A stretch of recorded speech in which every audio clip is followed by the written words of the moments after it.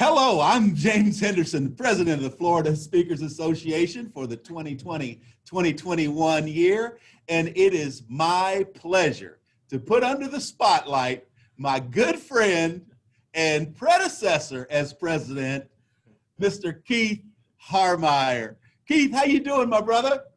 Brother James, how you doing, my friend? And you have literally put me under the spotlights. I'm looking up above both of us. We have spotlights. It's fantastic. So. A man with your varied experiences knows what it's like to be under the spotlight. This is nothing new for you, Keith.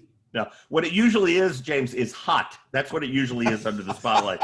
I can tell you that from personal experience. I did you a solid. I gave you the spotlights without the heat. Yes, you did. That's great. All right. Man, jump right in, brother. Here's what I'd like for us to do. The goal is for people to get to know Keith Harmeyer better. I mean, having been the president, they know that you are an amazing singer. They know that you're a musician. They know that you are both a veteran of the theater and just personally theatrical. And so they know all that about you. So we're gonna get under the hood today. We're going to talk about Keith in your business and what's happening with you right now. So I'm getting a little scared here, James. I'm getting a little scared now. Don't be afraid. Don't be afraid. You know what they say? Courage is when you're afraid, but you go anyway. So let's jump in. Right. Okay. Here's what I'd like for you to do. Yeah. I'd like for you to describe your business. First, I want you to describe it the way you would describe it to a potential customer or potential client. And then secondly, I'd like for you to describe it the way you would describe it to a fellow NSA member. Sure, and I do think there are some differences in those two. By the way, this is a great question, and I've been in my business, my current business, for a little over 10 years, and I continue to work on those descriptions and really try to search for what it's about. But let me start by saying that I think there's a difference because what those people would want to hear or need to hear is different. So a potential customer or one of my speaker colleagues are going to be interested in and see value in different things. And that's always my goal, is to try and figure out what it is, what's going to be meaningful to that person. So if I'm speaking to a customer and they say, what do you do? I usually say the name of my business up front because it's memorable and it catches people's attention. So I say I have a business called Smart Storming, and we work with organizations and teams and individuals to help them learn to be more creative in their work every single day. And the purpose of that is to drive innovation, to leverage change to their advantage, and ultimately to be more successful as an organization and as an individual. So it's kind of a long answer, but it's really about how to tap into your own creative ability in a way that makes you more productive and more effective and more innovative in your work. And the way I do that is by teaching a systematic step-by-step process. I mean, it's literally a process that you can learn and follow and repeat that basically foolproofs the entire innovative thinking process. So that's what I say to clients, and they're usually pretty intrigued by that, especially these days. Right. If I'm speaking to a speaker, they obviously have different interests and different desires.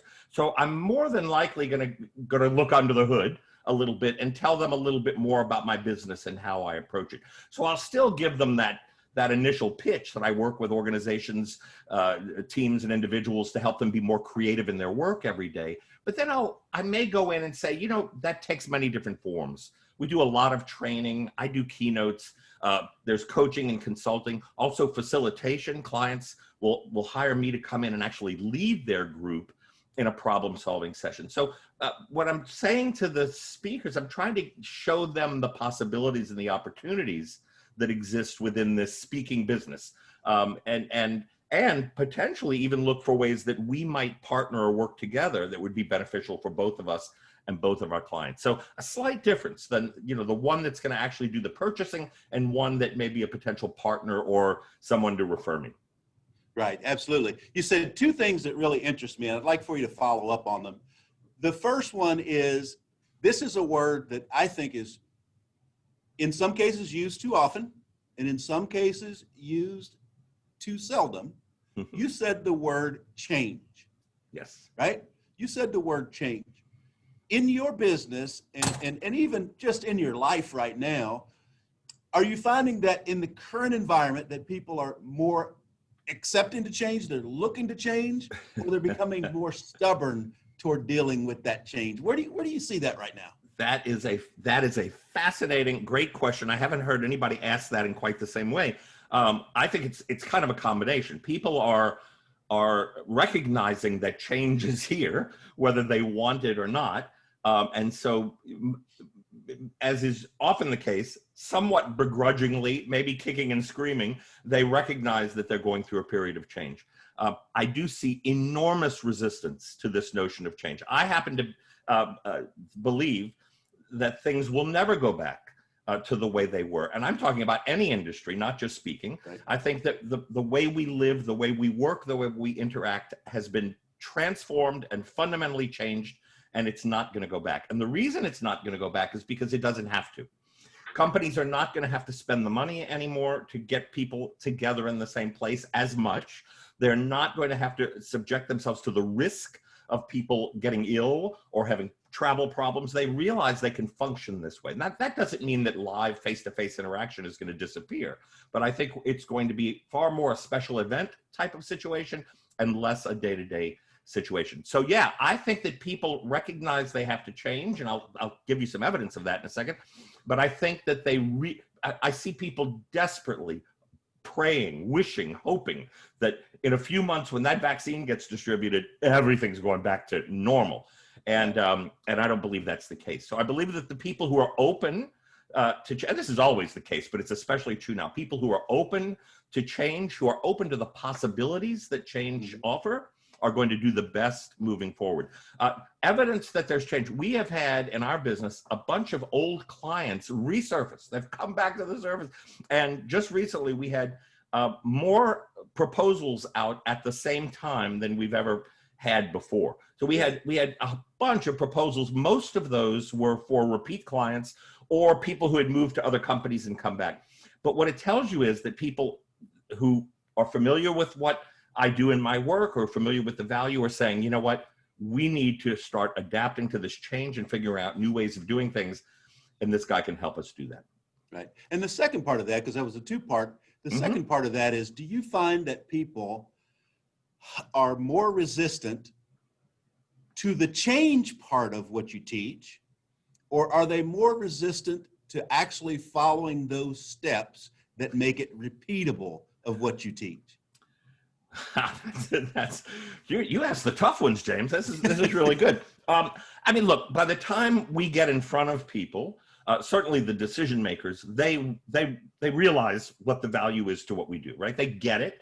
They understand that we're going to teach their teams a really practical, usable process improvement to help them do their work better. So I think there's an openness, at least on the decision makers. Sometimes the people in the room are there because they had to be there, right?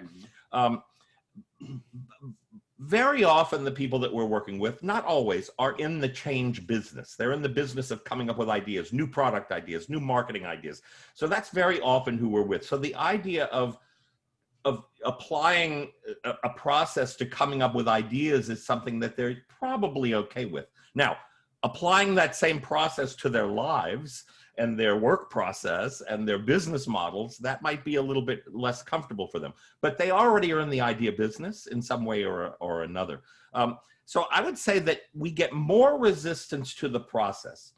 People think that being creative, being innovative is some sort of a gift, some sort of a magical skill that just happens and you spontaneously come up with the next iPhone. That's not the way it works. There's a very, very specific process to exploring and discovering and evaluating and figuring out the value of ideas. When people hear what they have to do it, the initial reaction is someplace like, whoa, that sounds like a lot of work. Right.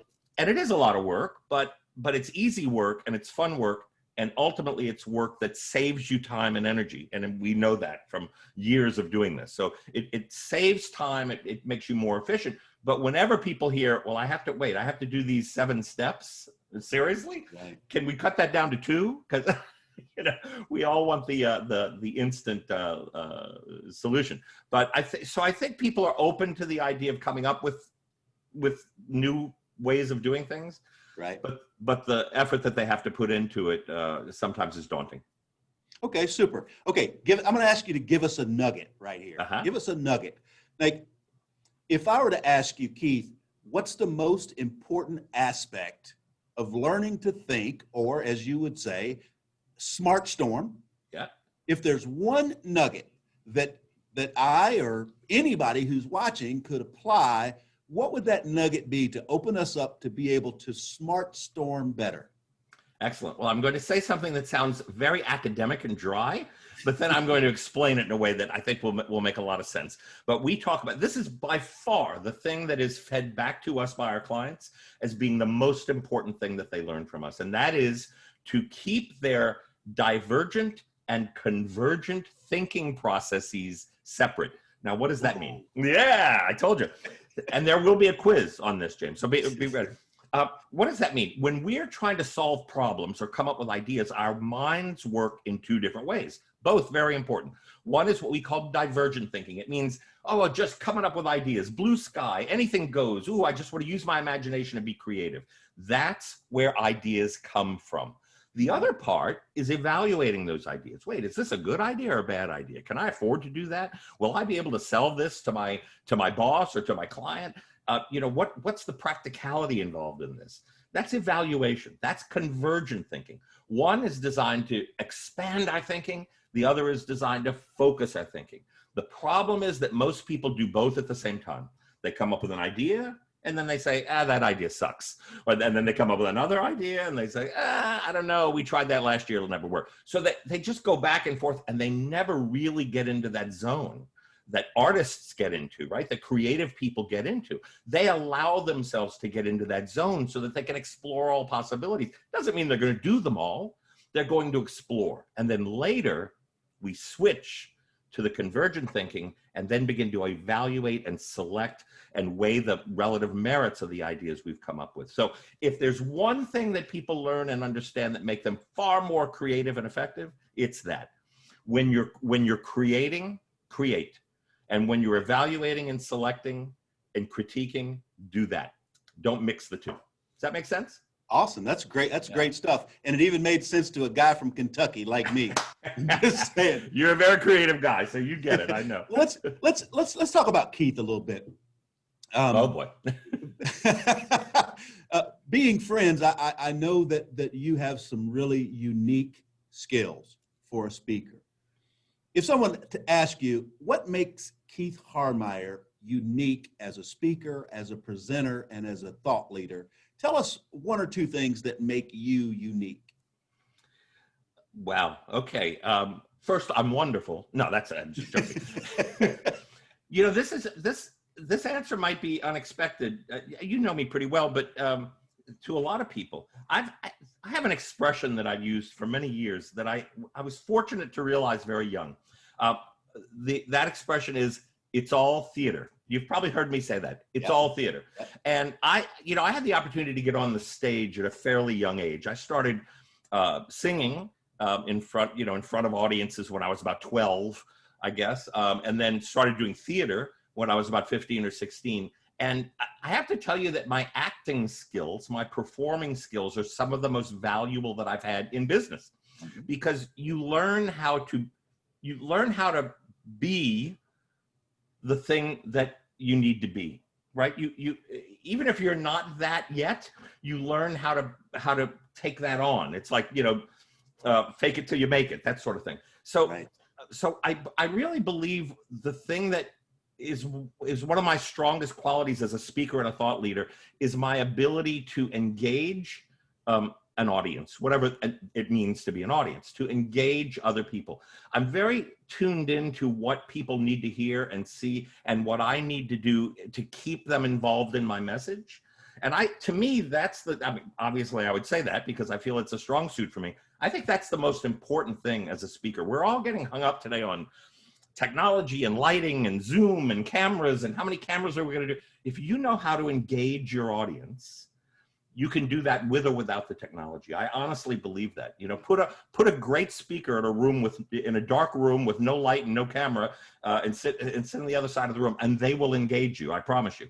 So I think that's one of the things. I know how to engage an audience, and at the end of the day, I will always do that. They may like what I have to say. I may do better or worse, but I'll always engage them. I know how to do Right. it. Let me just follow up on that, Keith, because I Uh-huh. think you said something that is very important, and I want to kind of fill in the gap of what I heard. Right, and I want you to respond as to if what I heard was some part of what you were saying. Uh-huh. What I hear you saying is, no matter what your skill, no matter what your gift, no matter what your upbringing, if you're yourself and Absolutely. you use that to bring change, to bring value, to bring solutions to your clients' problems, it's better to be yourself than to try to go be Willie Jolly or try to go be Keith Harmeyer. Right? To Absolutely. be yourself and use your skills that you've honed, right? And then add those speaking skills to that. Is that what I heard you say in part? Without a doubt. In a way, it seems almost contradictory, right? Because I said everything's theater, Mm-hmm. but you absolutely cannot be disingenuous. Right. You will. Whoever is watching this will never be as good a James Henderson as you are. They simply will not. I don't care how hard they try. I don't care how much they try and mimic and learn what you do. They will never be as good a James as you are, right? I could never be as good as James. All I can be is the best Keith that I can be at this moment. That's it.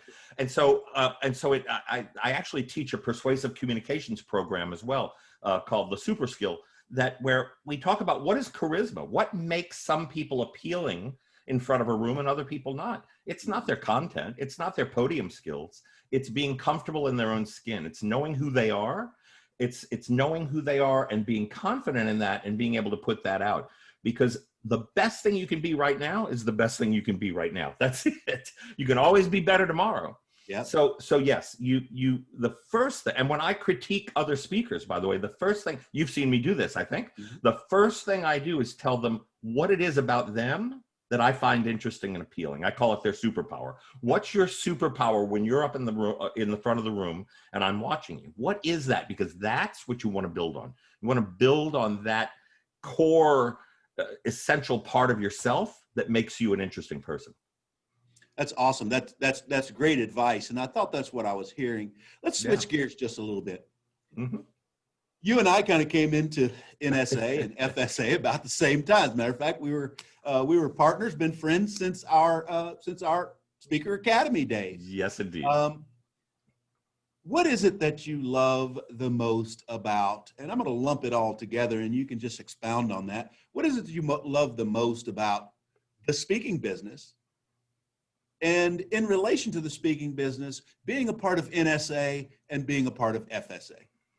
Yeah, so that's easy. That's an easy question, James. What I love most about this business and this organization is you, is James Henderson. And I only say that half jokingly.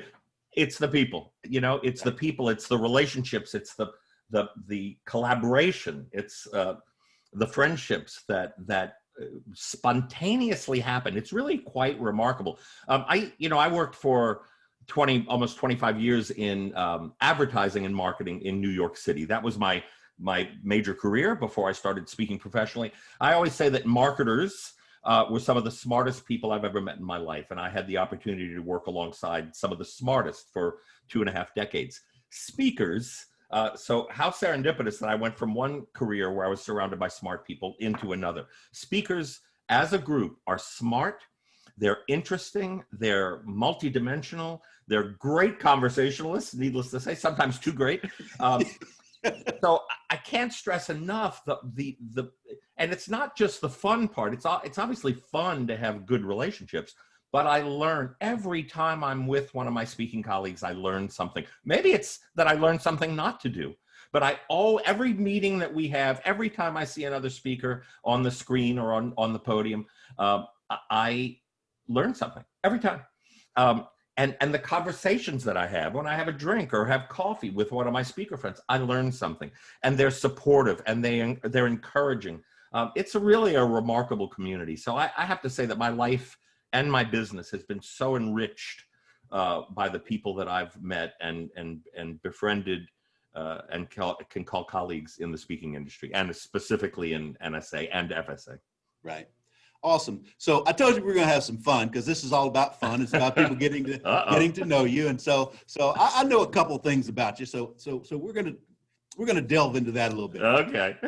First and foremost, you've been around show business and theater and music, and you know a lot about those industries. Mm-hmm. Who's your favorite celebrity, living or deceased, and why? You know, James, that's a tricky question these days. So, you know, a few years ago, you could ask that question and people could say, George Washington, Thomas Jefferson, Christopher Columbus. These are people I would really love to know.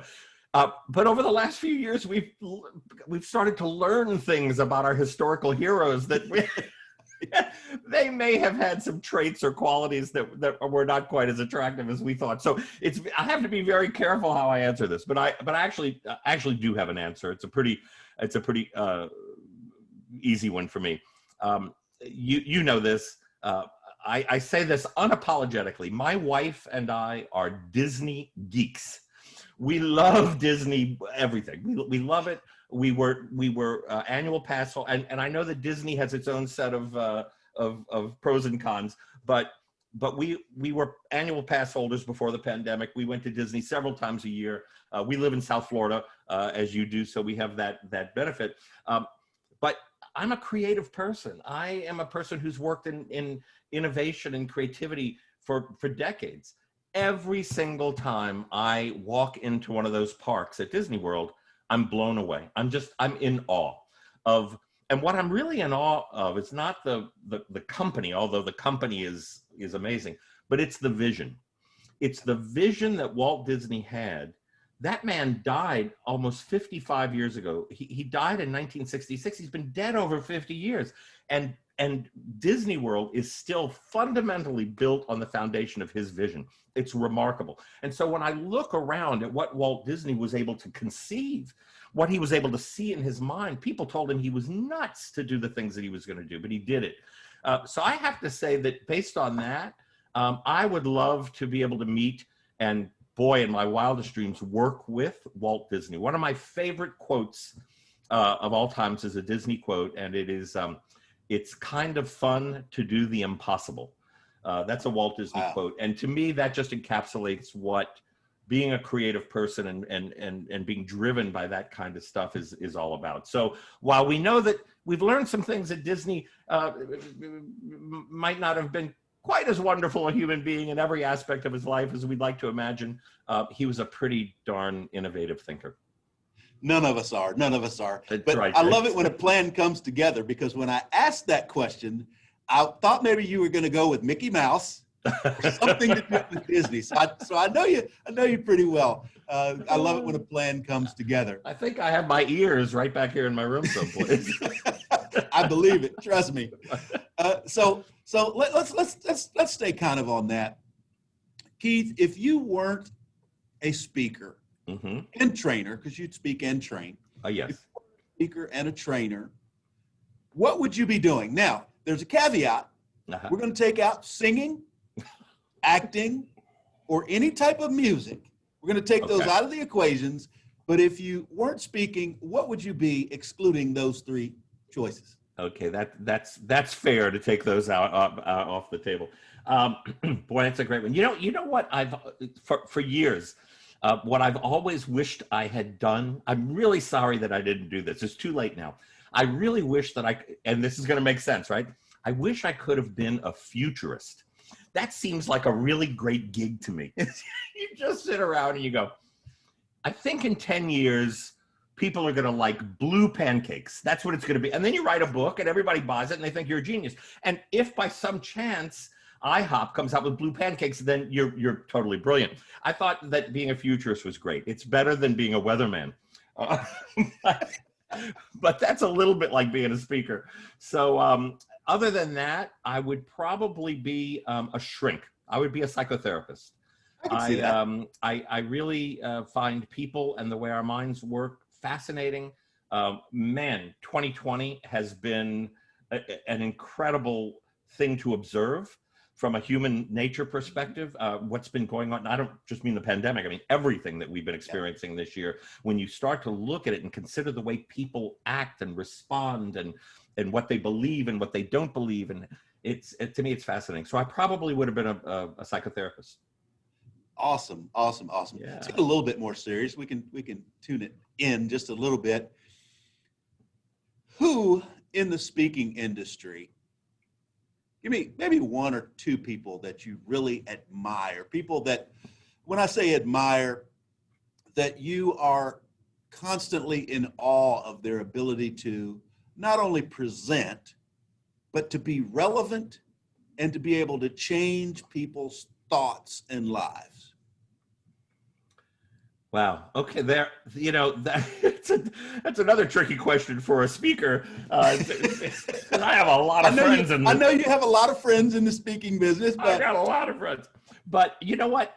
There is one person that comes to mind, and look, there are a lot of people that come to mind. You and I both know some amazing speakers who really make a difference in people's lives. But there is someone that I know personally that I have just immeasurable respect for.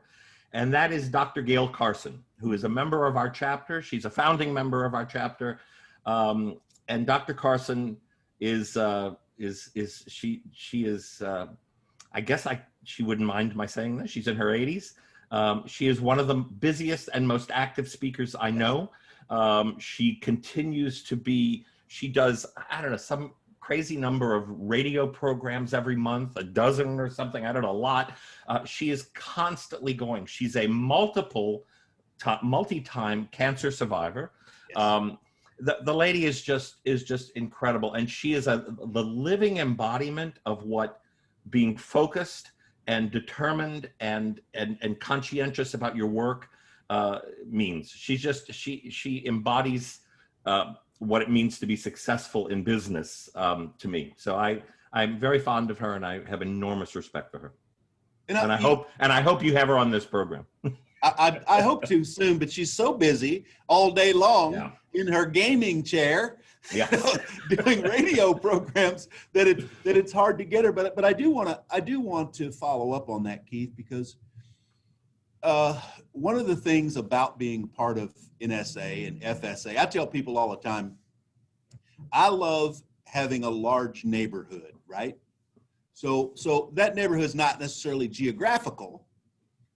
Mostly it's about the people that I have in my neighborhood, right? And so we have the blessing of being able to have people like Gail Carson and people like Helen Turnbull and people like just all sorts of we have all sorts of people that are in that neighborhood who just by being in the neighborhood with them influence you, inspire you, teach you, and lead you, and all they have to do is be themselves. Would you agree with that?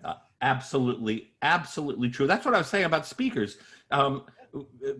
They put it out there, right? I mean, ironically, most speakers that I know will identify themselves as introverts. Fascinating, right? That people who are in this very extroverted career see themselves as somewhat in themselves. However, in front of a group, they really put it out there. And so, yeah, I think this combination of what we do for a living and the type of personalities that we have, and by the way, in the National Speakers Association, there's a lot of talk about the spirit of Cavett, of Cavett Roberts, the founder of the organization, whose philosophy was that we are all there to help build the business. It's not how many slices you can cut the pie into, it's about making a bigger pie, right? So we're all there to help and support. And I believe that is a real thing in NSA. I think the majority of the people that I know that belong to that organization believe in that. And so, yeah, just by showing up and being in the same neighborhood, as you say, with these great people like Dr. Turnbull, our friend, and Mace and Bruce Turkel and Mace Horoff, just by being with those people, you learn and you grow and you develop and you evolve. You take on some of what they have to share, and it's great. It's great. Yeah, if you want to be a winner, you hang around winners. That's right.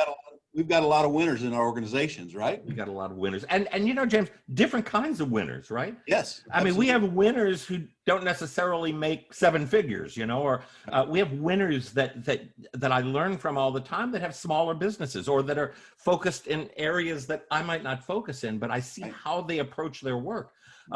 We know great keynoters. We know people that aren't great keynoters, but that are wonderful trainers and coaches. So it really runs the gamut, and I think that variety as well is super valuable. Yeah, that's the key. That's the key.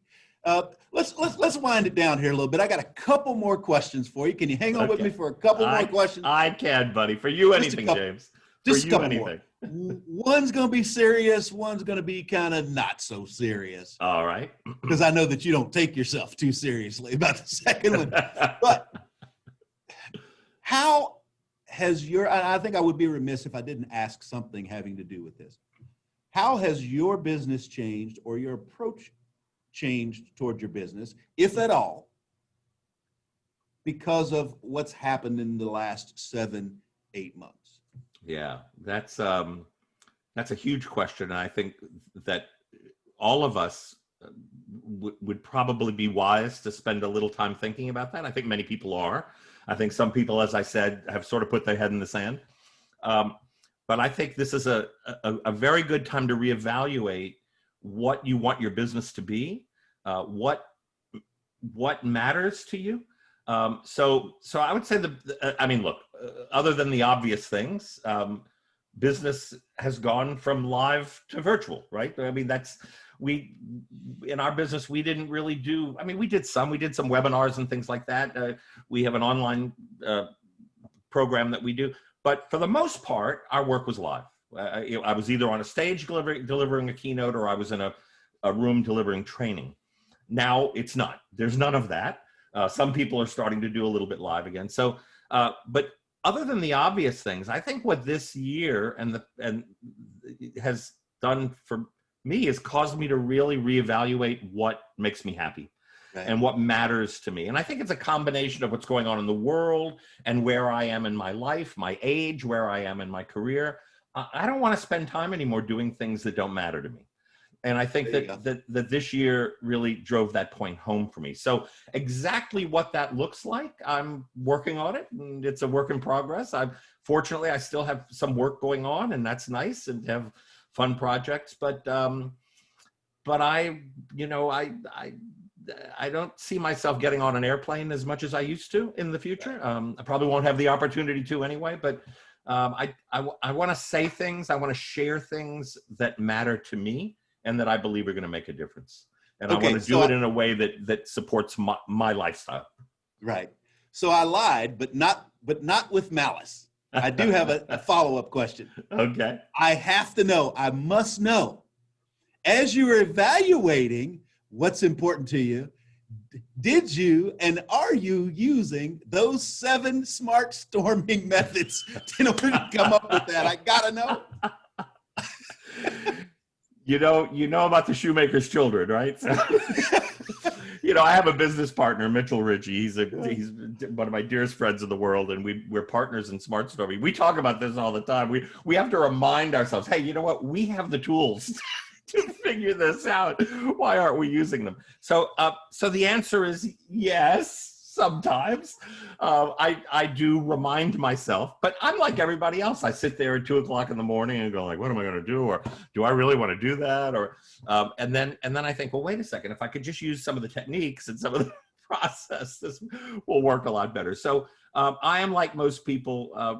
When I get wrapped up in my own thing, I forget sometimes what works, but I do remind myself sometimes and pull out that toolbox, that smart storming toolkit for sure. Right. Awesome. That's a great question, though. And I was honest, right? Sometimes I do. Yeah. There you go.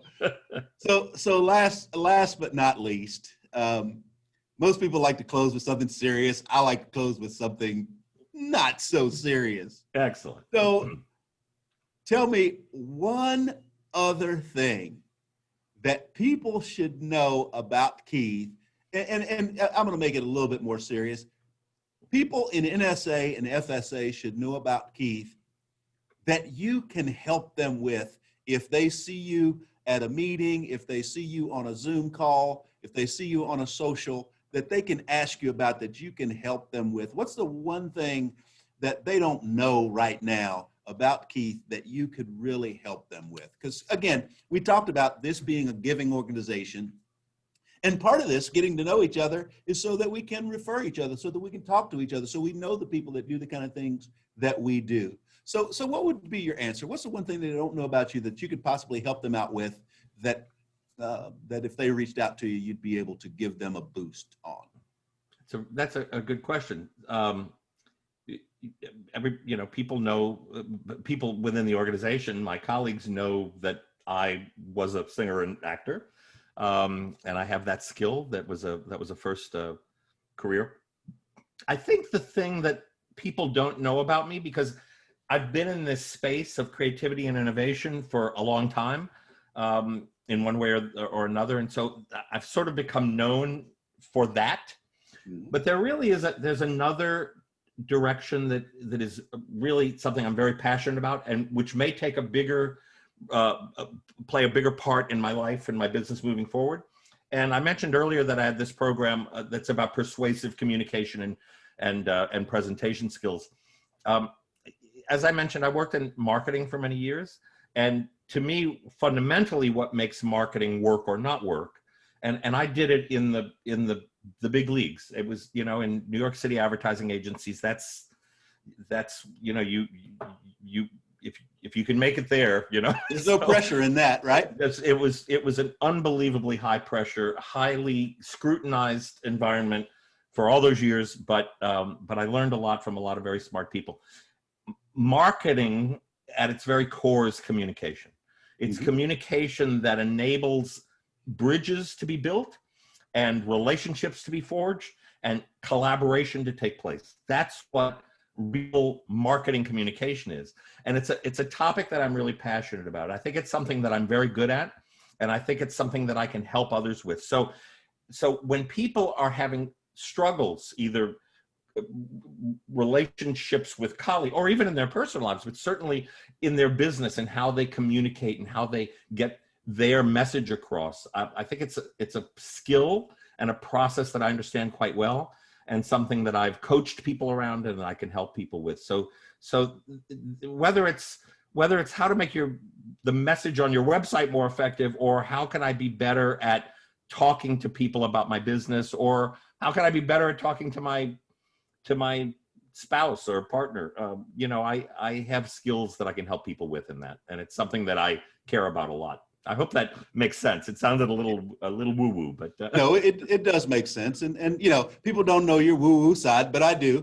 But and so I'm guilty. I went a little bit over our time because Keith and I are such good friends. So I want to take a minute to just say, Keith, I've just kind of watched you and kind of tried to follow you and tried to see what you've done, and you've made a big impact on me as a friend, and then also as someone who has led the speakers organization. So I want to thank you for that. I also want to thank you for taking the time to be with me today, because I think it's important that we continue to get to know each other, and in kind of an innovative way. Someone said, well, we don't get to be around each other. We don't get to know who's who. We don't get to talk about it. So this is just my attempt for us to get to know each other a little bit better, and for us to kind of branch out and get everyone to know you. So if we went a little long and you have to listen for an extra 7 minutes, I apologize, but this is my friend, Keith Harmeyer, and so that's the way we do it here. So anyway, Keith, thanks for being in the Speaker Spotlight with me. It was absolutely awesome. And I'm going to give you the last word. Well, first of all, thank you, James. And I'm a fan. I'm your friend. I'm a fan. I think you're doing an amazing job this year under challenging circumstances. I think this program is fantastic. So thank you for asking me to be a part of it. And the last thing I'm going to say to everybody is, look, we are living in a very strange time. And for those who might be listening to this later, we are just a week before Thanksgiving 2020. I think we're in for a few months that are going to be interesting. I would just encourage everybody to look for the opportunity that is always part of change. It's very easy to look at the hard parts of what we're going through. Very easy to see those. But where are the opportunities? Where are the possibilities that you can take forward out of this? Because those people are the ones that are going to not just survive the pandemic, they're going to thrive. And so I would encourage everybody to think innovatively about your life and your business, because this is the time to do it. Thank you, Keith, and thank you, FSA. We'll see you next week in the Speaker